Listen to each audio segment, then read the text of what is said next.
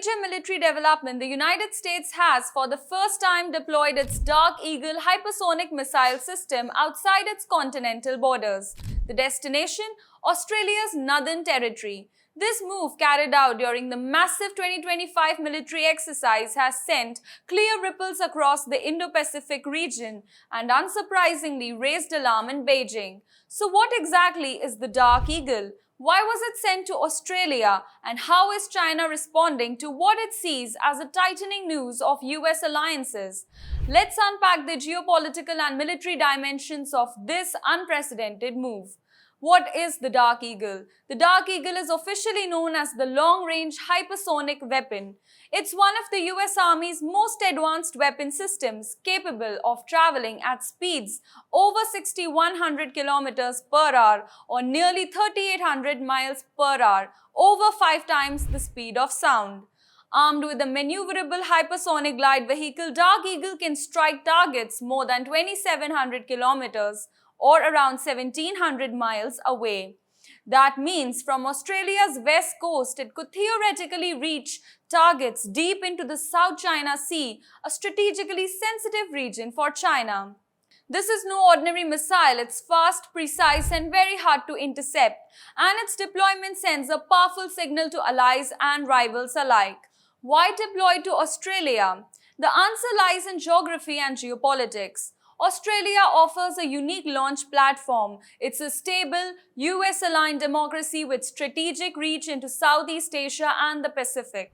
This isn't just about missile testing or drills, it's also about shaping a credible deterrent and showing adversaries that US forces can deploy and operate advanced capabilities quickly and globally. Major General Wade German, commander of the Hawaii-based 3rd Multi-Domain Task Force, called it a major milestone in US military readiness. It's also a reflection of how deeply embedded Australia has become in the US Indo-Pacific strategy. But not everyone is on board with this. In Beijing, the response was swift and skeptical. Chinese analysts and officials warned that the US is once again flexing its military muscle, escalating what they see as an arms race in the Indo-Pacific. Xin Qiang, a scholar from Fudan University, said the move aims to deter China, highlight alliance strength, and reaffirm US security commitments in the region. Yet he acknowledged it was unlikely to directly impact China's military posture, at least not right away. China's concern isn't just about the Dark Eagle, it's about the broader trend. AUKUS missile deployments in the Philippines, military cooperation with Japan, and growing US presence across the region. To Beijing, this looks like encirclement.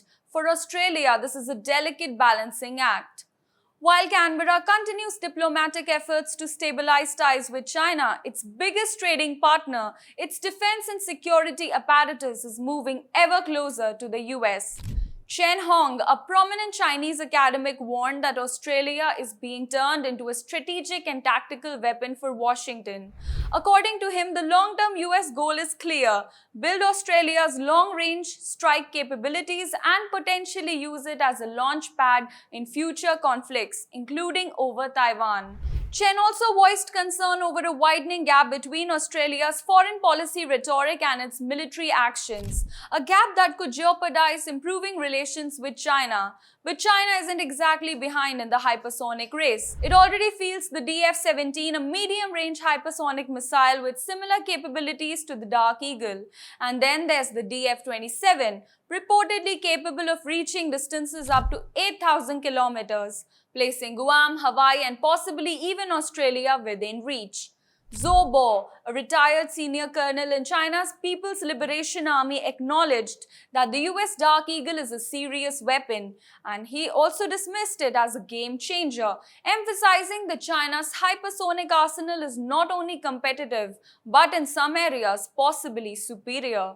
This tit-for-tat dynamic underscores a sobering reality. Hypersonic weapons are becoming central to US-China strategic competition. The 2025 Talisman Talisman Sabre exercise involved over 40,000 troops from the US, Australia, and 17 other countries, a record participation. The inclusion of Dark Eagle was symbolic. It wasn't just about testing hardware, it was about demonstrating capability, coordination, and readiness across the Allied forces.